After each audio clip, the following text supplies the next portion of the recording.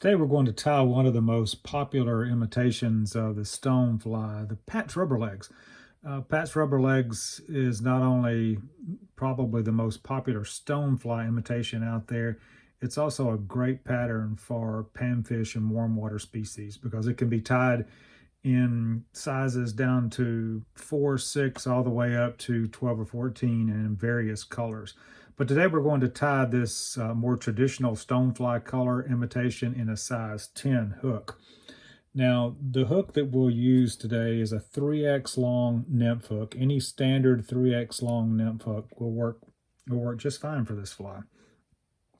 And this fly can use a little weight to help it get down, and so we're going to add about 15 or 20 turns of 0.015 lead-free wire to give it a little bit of weight and help it get down. And that's about right. And we'll tuck those ends in. And we want to place our lead about 2 eye lengths back from the eye of the hook. Now the thread I'm using today is UTC 70 denier in dark brown, but you'd certainly want to use whatever color works well with your chenille and legs that we'll use. So we start a small thread ramp in front of the lead to hold it in place, and then we steady the lead and take open spiral wraps over the lead so it won't slide back on our hook, and build a small thread ramp behind the lead and move our thread back to just behind the eye of the hook, right up against the back of the eye of the hook. Now there are a number of ways to tie the legs in on this fly, but we're going to use a technique that I've found this easiest for me. There are many techniques out there and you can research some of those, but the legs for this fly is going to be black life flex. Now life flex goes by other names as well. There's other brands called Sexy Floss and various ones out there, but this is life flex that we're going to use in the color black. And to make the antenna and the tail of this fly, we're going to take one strand of our life flex and we're going to cut it in half. And then we're going to fold that half and even the ends up or get them fairly close where we have a loop on one end. Now we're going to tie this loop near the front of our fly, just behind the eye. And to do that, I'll angle the life flex toward me slightly to help keep it from rotating over the top of the hook, and take 3 or 4 loose wraps. And you'll see it wants to rotate on you, but kind of just pull it back and then gradually tighten those wraps and place it. And you should wind up with the life flex roughly centered over your hook like that. Now, we're also going to use the same strand for the tail, so we want to stretch those fibers back a bit, stretch those legs back and hold them towards you on the near side of the hook. That way the thread tension can wrap them up to the top of the hook. And we want to wrap those back to about the barb of the hook. Now, we want those legs to flare out a bit on each side, and we do that by tightening down on that last bit of wrap on the tail, and you can see that spreads those legs out nice and even on each side. You can see as I change the tension of the thread, the life flex flares out more or flares out less. All right, so we'll take our thread back to just behind the hook point, and you'll see we now have a nice loop in the front. We're going to leave that loop intact at this point to make it a little bit easier to tie the rest of the fly. And now the body of the fly is next, and it uses a variegated chenille. And there are a couple of variations on this. There's a small stonefly chenille if you like a slimmer profile, but we're going to use the standard medium black and coffee variegated chenille. So to tie this in, we want to strip some of those chenille fibers off and expose that center thread of the chenille to give us a tie-in point. And give our bobbin a quick counterclockwise spin so our thread will jump back, and tie that in just in front of those legs in the back. And if you have a material clip, you can clip that chenille out of the way.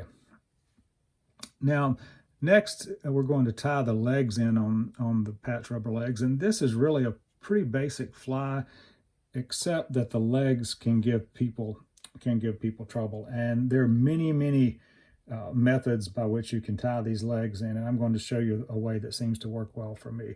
And again, I take one more strand of the Life Flex, fold it in half, and cut it in half. And we are going to tie the front and back legs from one strand on each side. So one strand will make the front and back on each side of our fly. So we take that Life Flex that we just cut, and let's move our thread forward to just at the front of our lead. So we want that thread to hang just at the front of the lead. And I'm going to, this piece of Life Flex is a little gap, but it's okay. I like to wrap the leg around the thread and then trap it against the hook shaft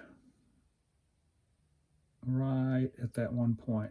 And then we take a few wraps back. Now this gap that we're creating here needs to be about 2 widths of this chenille wide, because we're going to make 2 wraps of chenille between the front and rear legs. And don't worry if the rear leg, like the rear leg here, points to the back and the front one's pointing forward. Once we wrap the chenille, it will straighten those legs out.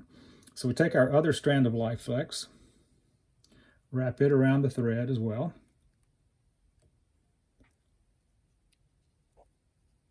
Oops, need to move my thread back forward first. Now wrap it around the thread.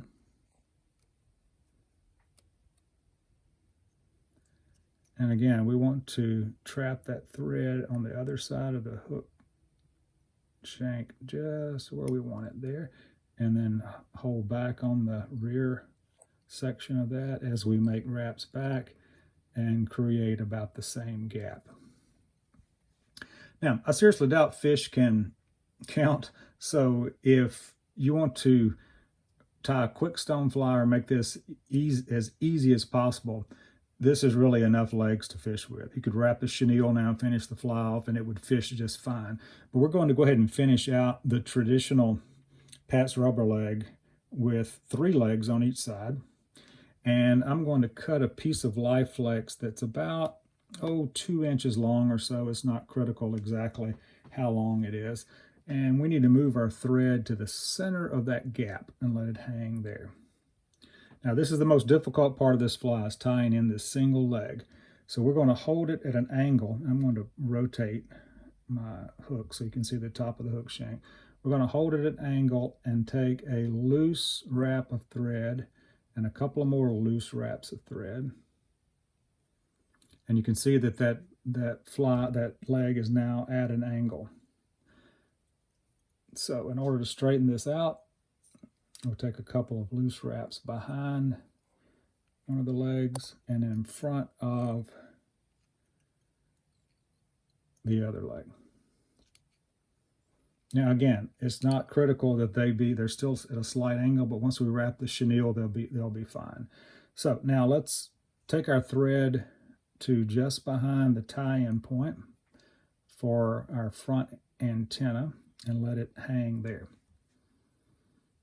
Now this is another slightly tricky part, is then all these long legs get in the way. So it's usually easier to grab these and just hold them to the front as we wrap our chenille. And I find it easy to just use my index finger to hold each wrap of chenille against the far side of the hook.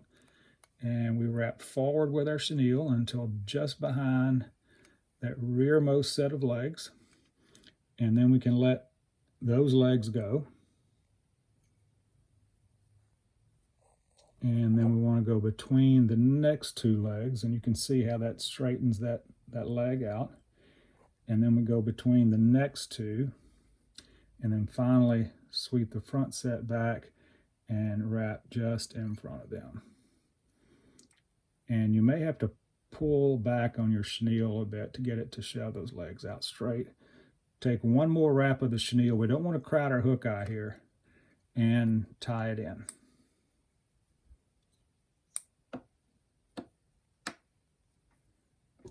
Then we snip that off.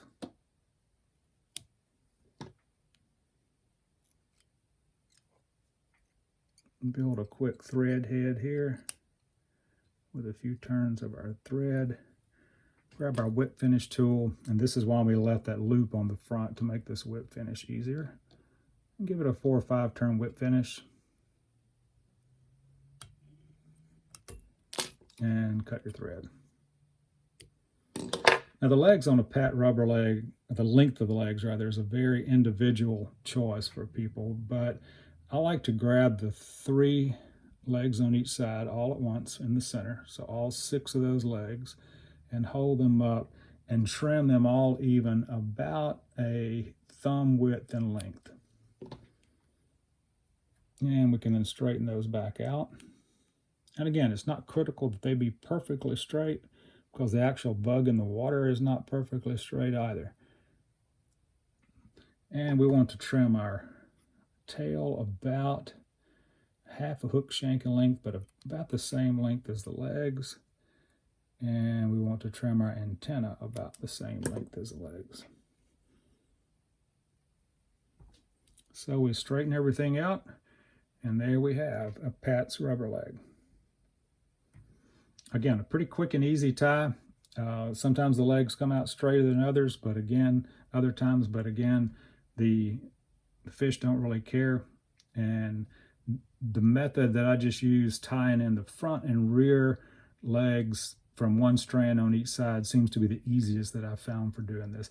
And certainly use a drop of head cement on this if you'd like, but tie these in various colors and various sizes. And don't forget to try them in some warm water too, because they're great warm water flies.